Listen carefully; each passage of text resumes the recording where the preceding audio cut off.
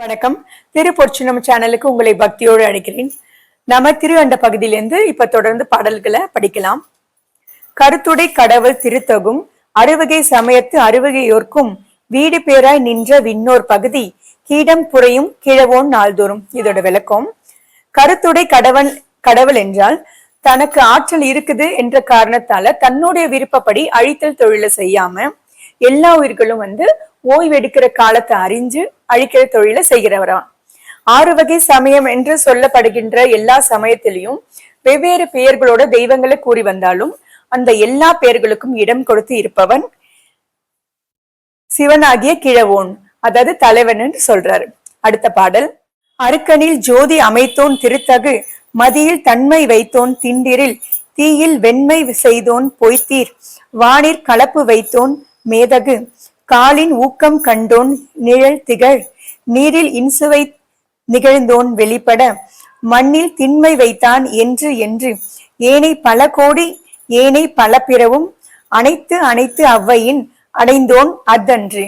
இதோட விளக்கம், சூரியனிடம் பேரொளிய வைத்தவராம், அழகான சந்திரனிடம் குளிர்மையை வைத்தவராம், மிக்க வலிமை படைத்த தீயிடம் வெப்பத்தை வைச்சவராம், நிலை பெற்ற ஆகாயத்திடம் எல்லா பூதங்களும் அடைக்கலம் ஆகின்ற திறமையை வைத்தவராம், சிறப்பு பொருந்திய காற்றின் இடத்துல இயக்கத்தை வைத்தவராம், தண்ணீரில் இனிய சுவையை வைத்தவராம், வெளிப்படையாக இருக்கிற மண்ணிடத்தில் திடத்தை வைத்தவராம், ஒவ்வொரு பொருளும் ஒவ்வொரு இயல்பை பெற்று விளங்குமாறு செய்தவர் சிவனே ஆவார்னு சொல்றாரு.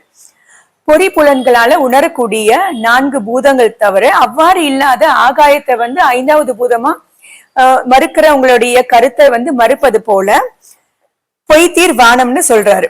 அதாவது நீர், நிலம், நெருப்பு, காற்று இந்த 4 பூதங்களுமே தங்குமிடம் ஆகாயமே என்று அவர் கலப்பு வைத்தோன் என்ற தொடரில் குறிக்கிறாராம்.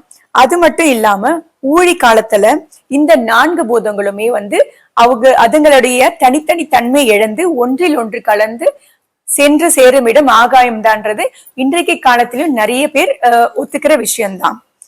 என்றென்றும் எத்தனை எத்தனை கோடிக்கணக்கான உயிர்களையும் அவ்வளவாக அந்தந்த இடத்துல பொருத்தமாக அமைத்தவர் சிவனே ஆவார்னு சொல்றார். அடுத்த பாடல், முன்னோன் காண்க முழுதோன் காண்க தன்னேர் இல்லோன் தானே காண்க ஏனை தொன்றில் அணிந்தான் காண்க காண புலியுரு அறையோன் காண்க நீற்றோன் காண்க நினைதொரும் ஆற்றோன் காண்க அந்தோ கெடுவன். இதோட விளக்கம், எல்லா பொருள்களுக்கும் முன்பு உள்ளவனும் அனைத்திற்கும் பழமையானவனும் சிவனே என்று அறிக என்று சொல்றார். அந்த பொருள்களின் முழு வடிவாய் மாறுபட்டு நிற்கும் பொருள்களிடையே அப்பொருள்களின் முழு வடிவாய் அவனே என்பதை அறிக, தனக்கு ஒப்பானவரும் மிக்கானவரும் இல்லாதவன் என்று அறிக என்று சொல்கிறார். அதாவது வராகத்தினுடைய பற்களை அணிகலனாக அணிந்தவன் சிவபெருமான் என்று அறிகேன் என்று சொல்கிறார். தாரகாவனத்து முனிவர்கள் ஏவிய புலியை கொன்று அதன் தோலை உரித்து உடையென அணிந்த இடையினை உடையவர் சிவபெருமான் என்பதை நீ காண்பாயாக என்று சொல்றார். இத்தனை ஒருவனை நினைக்கும் பொழுது அவருடைய பிரிவை பொறுத்து கொள்ள மாட்டேன் என்பதை நீ காண்பாயாக. அவ்வாறு யான் அவனை பிரிந்தால் ஐயகோ நான் கெடுவேன் என்பதை நீ காண்பாயாக. அடுத்த பாடல், இன்னிசை வீணையில் இசைந்தோன் காண்க அன்னதொன்றவையின் அறிந்தோன் காண்க பரமன் காண்க பழையோன் காண்க பிரம்மன் மால் காணா பெரியோன் காண்க அற்புதன் காண்க அநேகன் காண்க சொற்பதம் கடந்த தொல்லோன் காண்க சித்தமும் செல்லா சேட்சியன் காண்க பத்தி வலையில் படுவோன் காண்க ஒருவன் என்னும் ஒருவன் காண்க விரிபொழில் முழுதாய் விரிந்தோன் காண்க அணுத்தரு தன்மையில் ஐயோன் காண்க. இதோட விளக்கம், அவர் இனிய இசை தரும் வீணையில பொருந்தி இருப்பவராம்.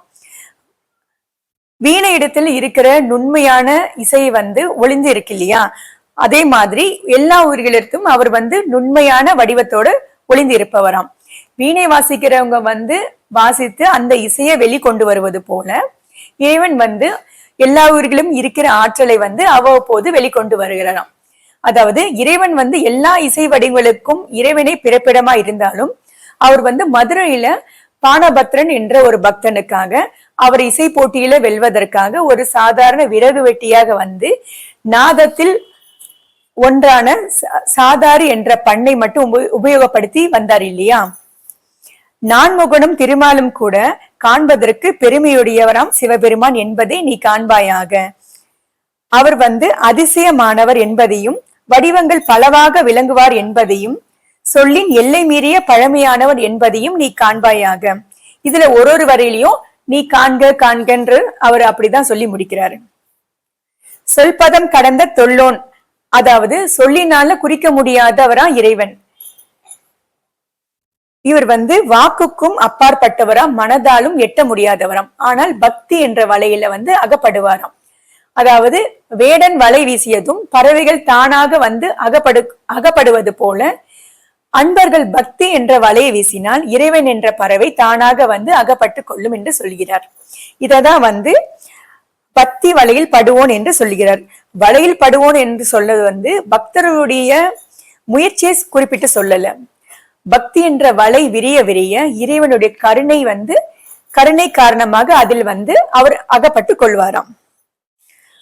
ஒருவன் என்னும் ஒருவன் காண்க, இதற்கு ரெண்டு விதமாக பொருள் எடுத்துக்கலாம். தனித்து இருக்கிற ஒருவன் என்றும் ஒப்பிட்டு பார்க்க முடியாத ஒருவன் என்றும் பொருள் எடுத்துக்கொள்ளலாம். அதாவது மகா பிரளய காலத்துல தான் ஒருவனாய் நிற்கும் இவனை படைப்பு காலத்துல பிரிந்து இருக்கின்ற பிரபஞ்சமாகவும் தோன்றுகிறாராம். இததான் ஏகன் அநேகன் இறைவன் என்று சொல்கிறார். பிரபஞ்சம் முழுவதும் இவன் வடிவாக உள்ளது என்று சொல்லியும் அணுவை விட மிக நுட்பமான தலைவன் அப்படின்னு சொல்றாரு. அரியவை என்று சொல்லப்படுகிற அனைத்திற்குமே அரியவனாக இருப்பவராம். இந்த பிரபஞ்சத்துல தோன்றி மறைகின்ற எல்லா உயிர்களும் எல்லா பொருள்களிலுமே அந்தரியாமையாக, அதாவது கண்ணுக்கு தெரியாமல் நின்று வளர்ப்பவராம்.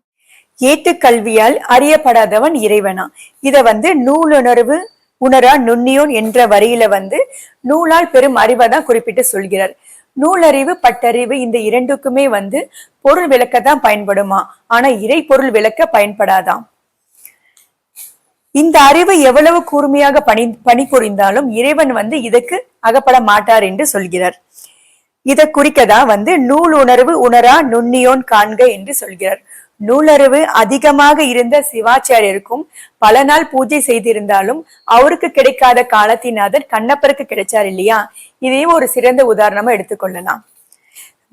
மேலோடு கீழாக விரிந்தோன் காண்க, இது பின் முதல் மண் மற்றும் எல்லா இடங்களிலும் எல்லா பொருள்களிலுமே பறந்து இருப்பவன் அவனே என்பதை நீ காண்பாயாக என்று சொல்கிறார். மீண்டும் அடுத்த பதிவுல நாம திருவாசகத்திலிருந்து திருவொண்ட பகுதியை தொடர்ந்து படிக்கலாம். மறக்காம இந்த சேனலை சப்ஸ்கிரைப் பண்ணிக்கோங்க. நன்றி, வணக்கம்.